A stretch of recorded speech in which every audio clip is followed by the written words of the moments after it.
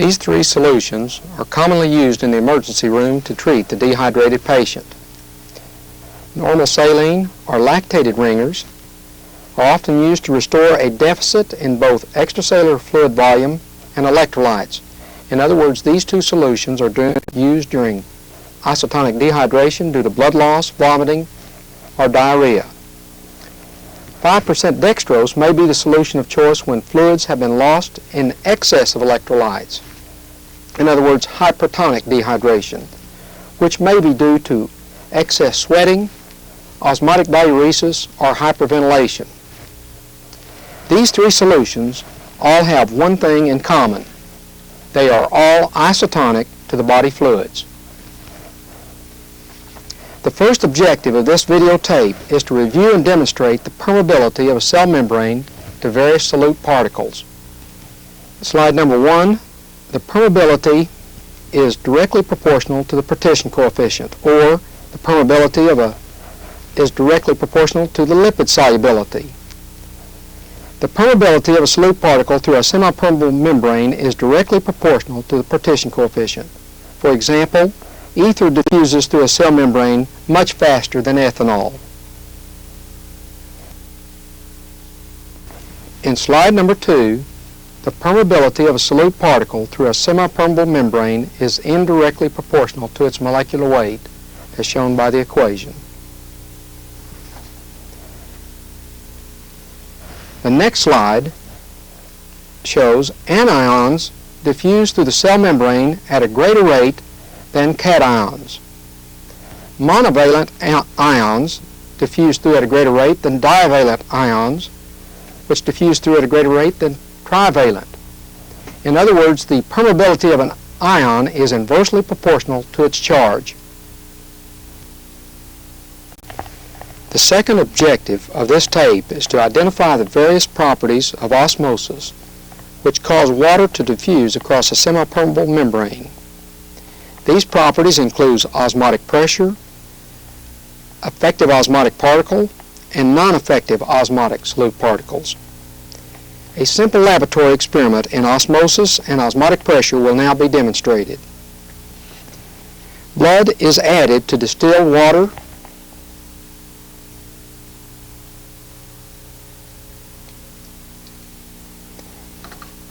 then it will be added to the next solution, which is 0.1% sodium chloride.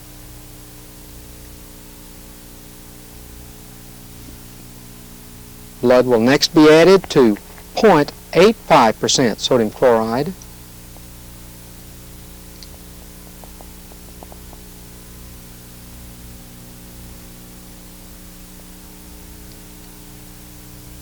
Then to 1.5% sodium chloride.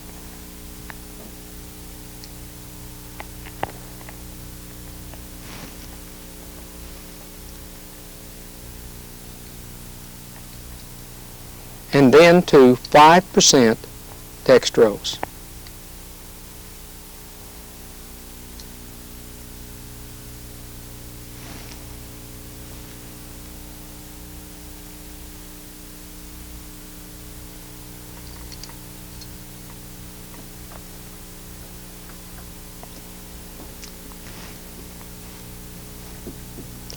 All of these tubes will be vortexed,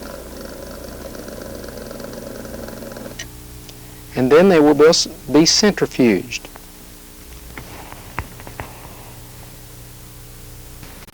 Notice that hemolysis has occurred in the tubes containing water and 10% sodium chloride. Hemolysis has not occurred in the next three tubes. Centrifugation has packed the intact red blood cells in the base of the tubes.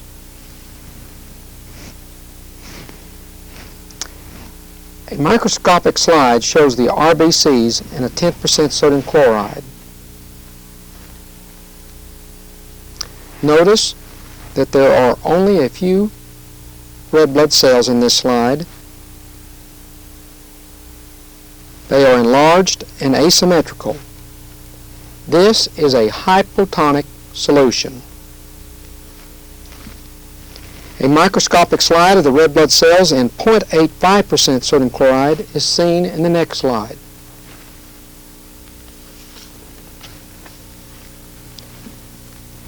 Notice that these red blood cells are biconcave disc. They appear rather symmetrical, which is normal for erythrocytes in isotonic saline. The next slide shows crenated red blood cells.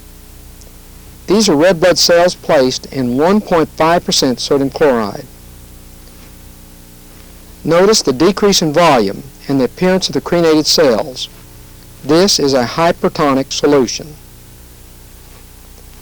5% dextrose is an isotonic solution.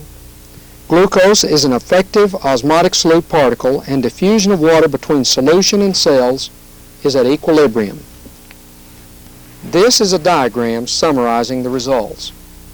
In the upper left-hand corner, a normal red blood cell is placed in isotonic saline. 1.5% sodium chloride is added and it becomes crenated because water diffuses out of the cell. When red blood cells are placed into a hypotonic solution, water enters the cell at a greater rate than it is leaving in response to osmotic pressure. The cell will become swollen and eventually will hemolyze. A drop of blood will be placed in 1.8% urea.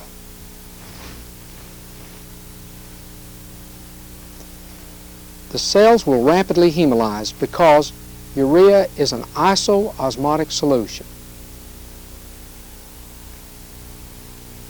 Isoosmotic means a solution with the same osmotic pressure as an isotonic solution, but lysis occurs because solute particles, like urea, diffuse rapidly into the cells. This diagram shows a normal red blood cell in the upper left-hand corner. Water is coming in at the same rate it is going out. This is in 0.85% sodium chloride. 1.8% urea is added. The urea diffuses into the cell at a greater rate than it is coming out. It diffuses very rapidly because urea is a non-effective osmotic particle. Therefore, water also diffuses at a very rapid rate, and the cell becomes swollen, misshapen, and eventually hemolysis will occur. Blood will now be added to these three solutions. To 2.5% glycerol,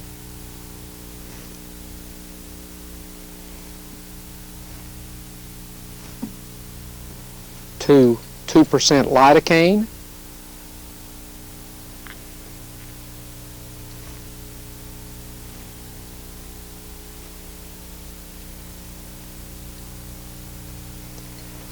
and last to 7% lidocaine.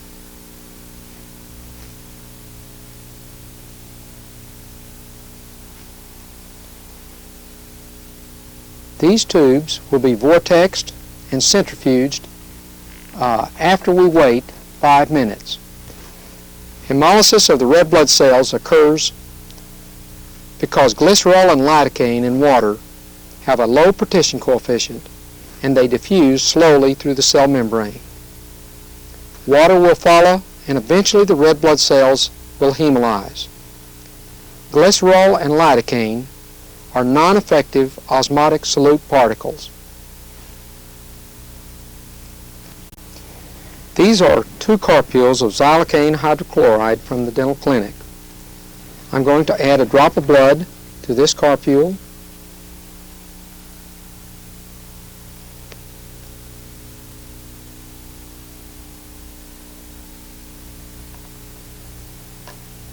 And I'm going to mix the carpule by inversion.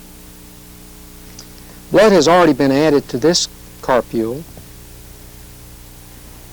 and we've already centrifuged it. No hemolysis has occurred in these carpules, even though lidocaine hydrochloride is a non-effective solute particle. The drug manufacturer has added 0.6% sodium chloride to these carpules to avoid tissue damage due to differences in osmotic pressure. These carpules have two non-effective osmotic solute particles. Lidocaine hydrochloride and 1 to 100,000 epinephrine have been added. These two solute particles readily diffuse through a cell membrane. This film clip was made by Dr. Merrill Wheatcroft in the Department of Pathology. It will illustrate the effects of osmotic pressure on cell morphology. Polymorphonuclear neutrophils were placed into saliva. Saliva is a hypotonic solution.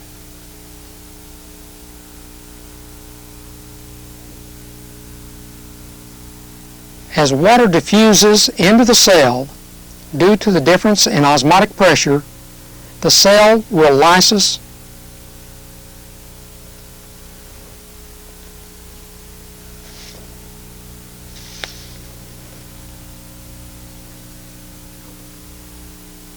In the left-hand corner of your screen, you can see lysis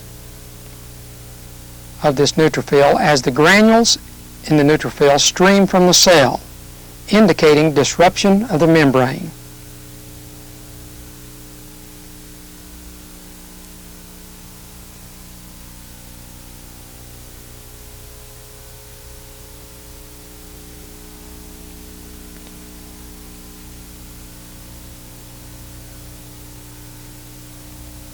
In the oral cavity, neutrophils migrate from the gingival tissue into the gingival sulcus, which provides an isotonic environment. There they can maintain their integrity and function, but as they move out into the hypotonic saliva, they swell and burst.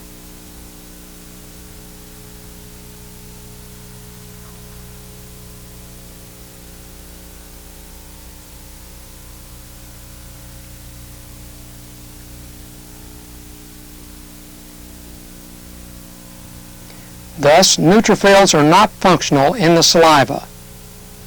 This difference in osmotic pressure between saliva and cells is demonstrated in this cell as it swells and lyses.